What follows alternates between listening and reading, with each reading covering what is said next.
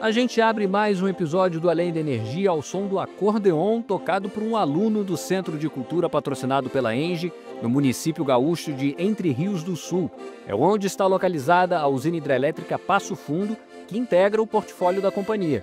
Esse é um exemplo de iniciativa do programa Parcerias do Bem, que desde 2021 já investiu 8,3 milhões de reais em mais de 150 projetos, impactando aproximadamente 50 mil pessoas em localidades onde a ENGIE atua.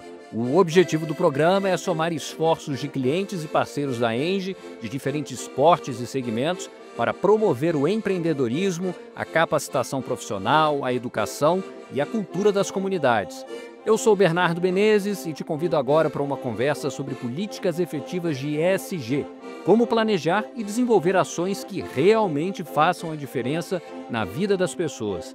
Continue com a gente, porque começa agora mais um episódio do podcast Além da Energia.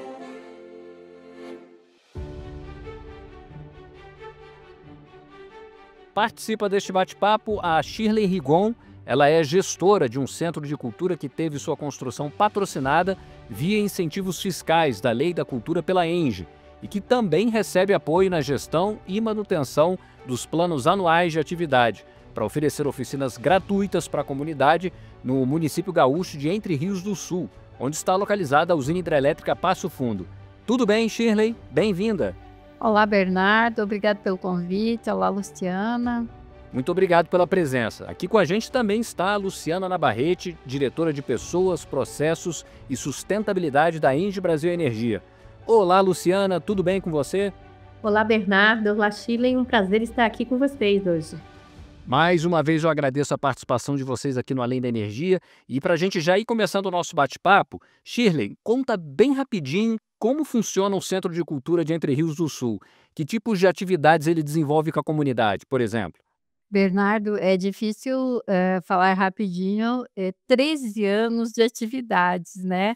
Primeiro porque é o único centro de cultura lá no município, uma cidade com menos de 3 mil habitantes. Então, desde a construção, a expectativa muito grande, porque ele foi construído para ser um cine-teatro. Ele não foi construído para abrigar oficinas, cursos, enfim. Era uma primeira ideia, ninguém sabia como funcionaria um centro de cultura. Então, ele acabou ouvindo a comunidade para saber o que eles queriam ver e ter no centro de cultura. E então, o foco foi realmente as oficinas culturais. E hoje, além de culturais, tem inclusive cursos profissionalizantes e oficinas também esportivas. Então, nós temos karatê, que é muito forte, nós temos música, o que imaginar de atividades nós temos: violão, teclado, percussão, acordeon, pandeiro, bateria e por aí vai.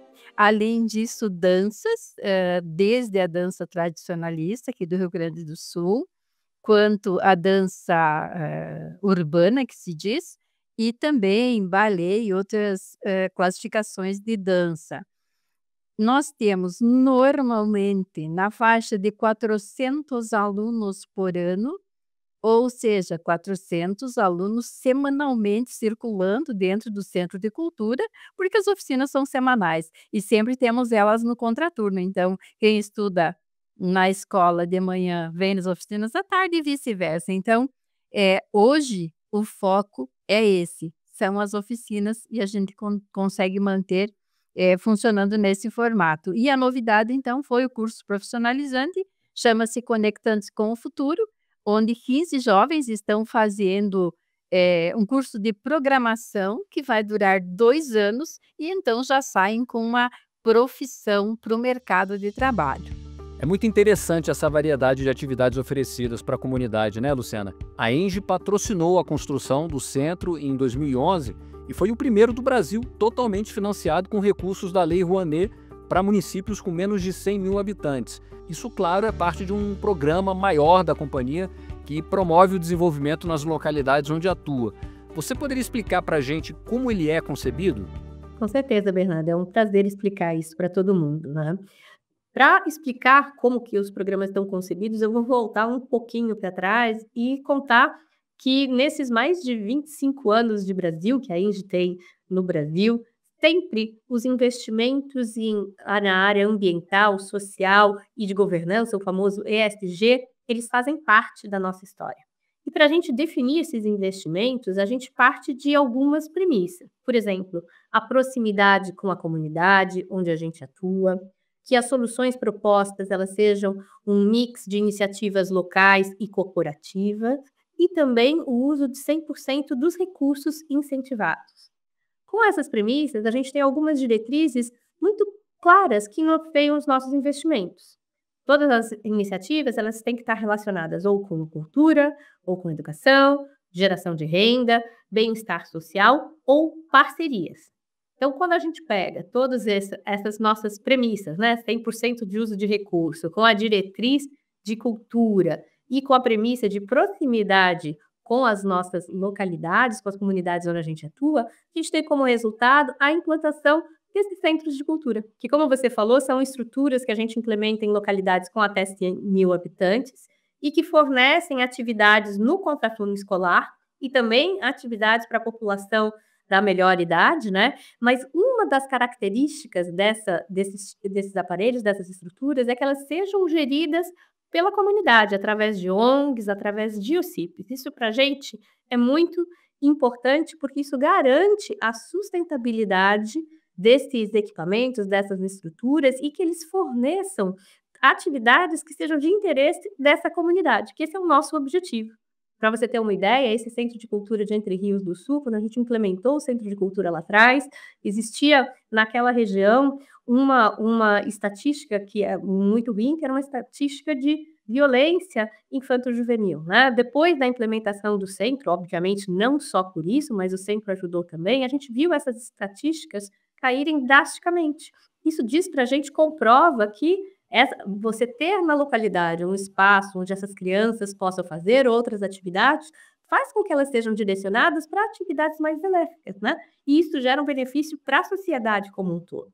E aí, ao longo dos anos, todos esses projetos que a gente tem de ações de responsabilidade social corporativa, a gente acabou formatando esses projetos em produtos sociais, como a gente chama, e oferecendo esses produtos sociais para os nossos parceiros e clientes e fornecedores, para que eles possam investir junto com a gente nesses programas, que são programas comprovadamente com resultado positivo, que são programas que realmente trazem benefício para a sociedade como um todo. E assim nasceu o Parcerias do Bem, que é o nosso programa de compartilhamento de projetos sociais com os nossos parceiros e com os nossos fornecedores e clientes, né? Então, dessa forma que a gente faz essa amarração. A gente junta todas as nossas diretrizes, as nossas premissas, entende o que a comunidade precisa, usa recurso incentivado e implementa essas iniciativas que são necessárias para cada comunidade. Um ponto importante da parceria com a ENGIE é justamente a capacitação das equipes dos centros de cultura para que a própria comunidade coordene as atividades. E aí, Shirley, que diferença isso tem feito para o desenvolvimento e permanência do projeto? Pegando um gancho no que a Luciana falou, o Centro de Cultura, quando ele foi entregue para a comunidade, e tínhamos realmente esses índices aí de violência altos, o comandante do batalhão da Polícia Militar aqui de Erechim, ele chegou e me disse: "Shirley, vocês não vão colocar cercas aí? Como é que vocês vão deixar isso tudo aberto?" Porque infelizmente a nossa fama era terrível, né. E, eu disse: "Não, nós estamos entregando para a comunidade e é assim que a comunidade vai vê-lo e vai cuidá-lo". E realmente nós nunca em 13 anos tivemos nenhum tipo de problema dessa natureza, de invasão, alguma coisa assim, não. Ele é cuidado realmente como se ele fosse patrimônio de cada um. Entrando no que tu falaste, e bastante importante saber um pouquinho que quando a Adecova, que é a associação que assumiu, que é a proprietária do Centro de Cultura, entrou no projeto em 2009, até então a gente não sabia que o poder público poderia propor esse tipo de projeto junto ao Ministério. E aí nós fomos, imagina, uma cidade com menos de 3.000 habitantes, tentar identificar, né, se havia alguma ou se teríamos que criar. E então identificamos a Decova, uma entidade que ela nasceu antes do município, em 1988, e tinha lá nos seus objetivos a questão de desenvolver a cultura para os seus associados e para a comunidade.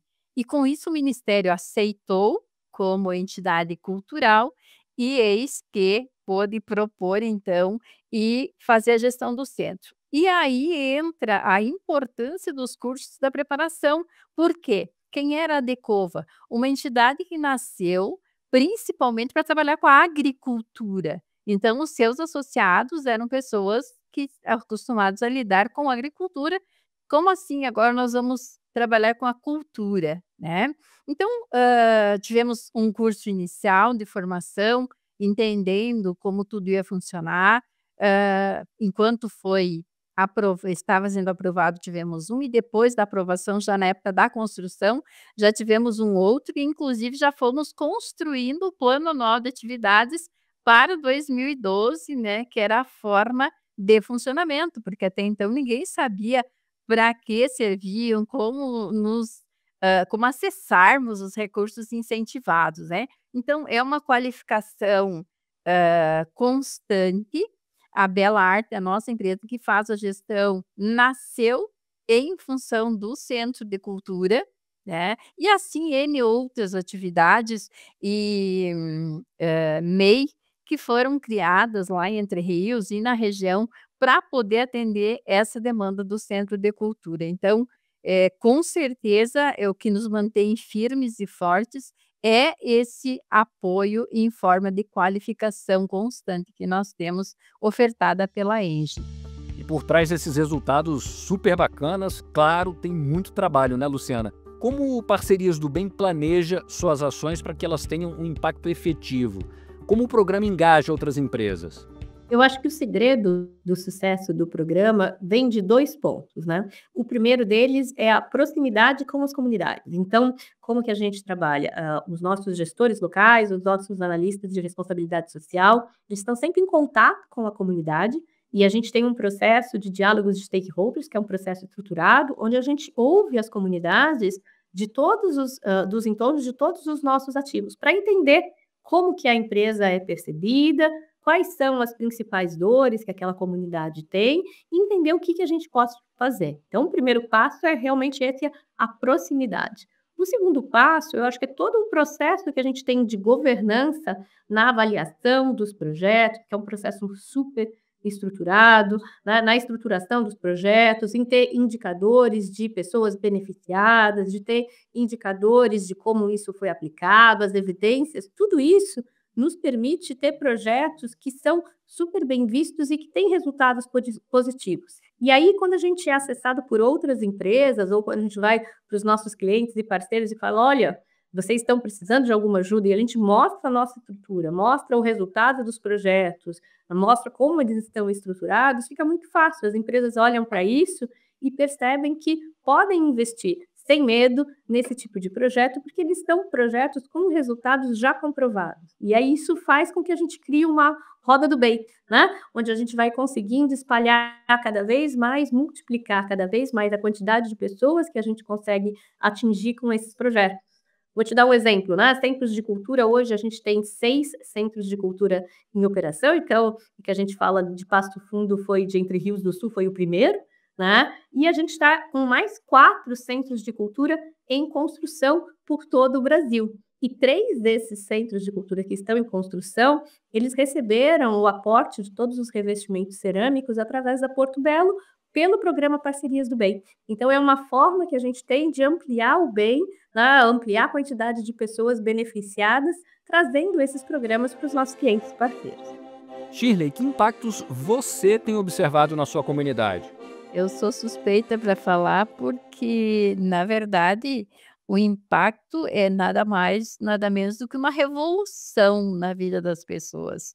Hoje nós temos alunos a partir dos 3 anos de idade, a não tem limites, então tenho alunos lá do violão, do violino, do acordeon, da percussão, e isso me emociona muito, com mais de 76 anos. E recentemente apresentamos no Centro de Cultura, de Quedas do Iguaçu, também no aniversário deles, que de outra forma eles não sairiam de lá, porque realmente o município é muito pequeno, o poder aquisitivo não é também tão grande das famílias, e hoje, por conta das leis de incentivo e o patrocínio da ENGE, a gente consegue ofertar tudo gratuitamente, inclusive com instrumentos. É importante falar, a gente já teve muito mais do que 10.000 horas de oficina.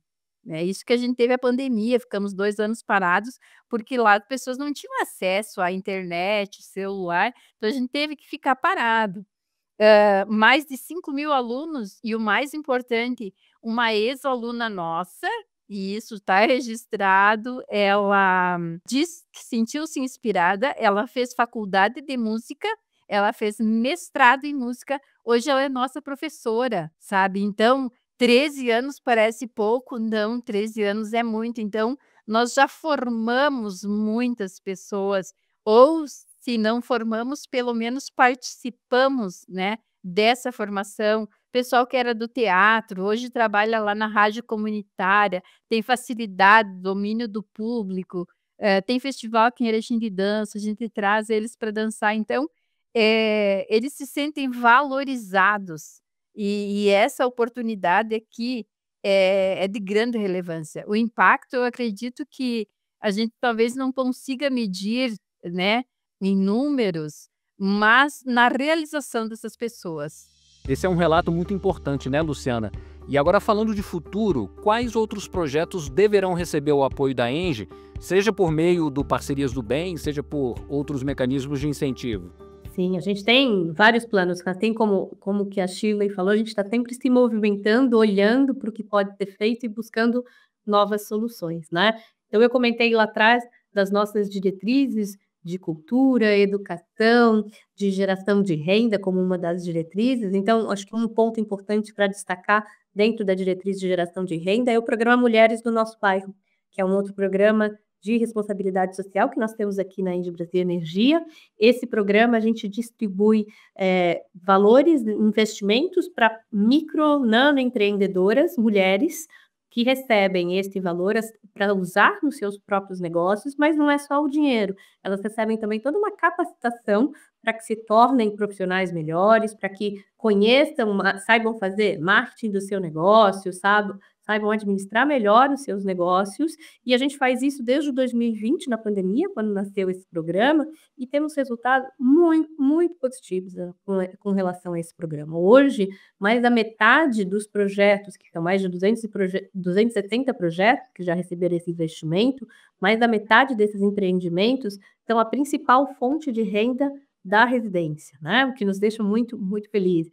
E quando elas escrevem um projeto, elas têm que inscrever quais são os resultados que elas buscam com aquele investimento. E 96% dos projetos atingiram as metas que colocaram no plano inicial.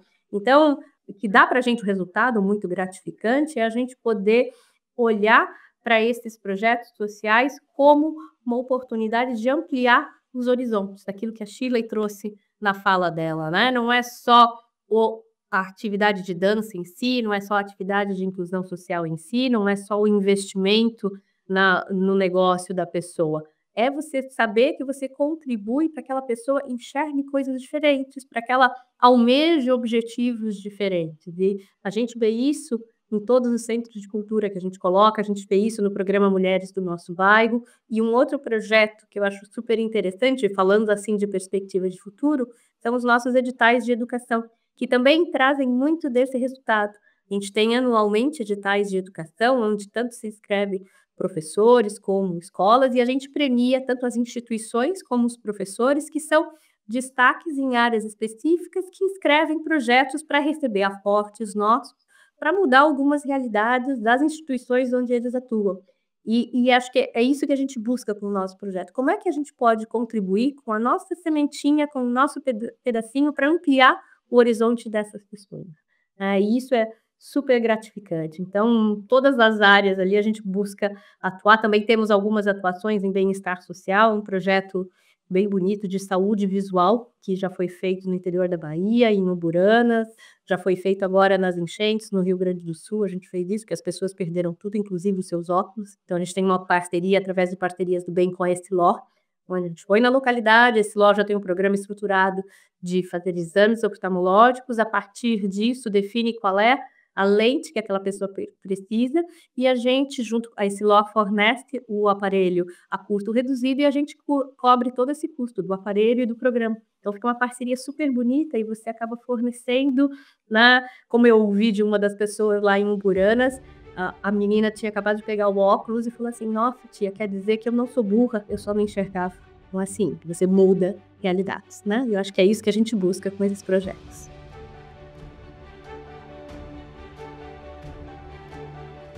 Este foi mais um episódio do Além da Energia. Eu agradeço muito a Shirley e a Luciana. Voltem sempre. Obrigada, Bernardo. Obrigada, Luciana. Obrigada, Bernardo. Obrigada, Shirley. Um prazer aqui contar um pouquinho dessas histórias e compartilhar isso com todo mundo. No site da ENGIE você encontra mais notícias sobre o setor de energia, cidades inteligentes e transição energética. Para quem já nos acompanha, não esqueça de curtir e seguir o canal da ENGIE no YouTube. Acompanhe também o podcast nas principais plataformas de áudio. Até mais!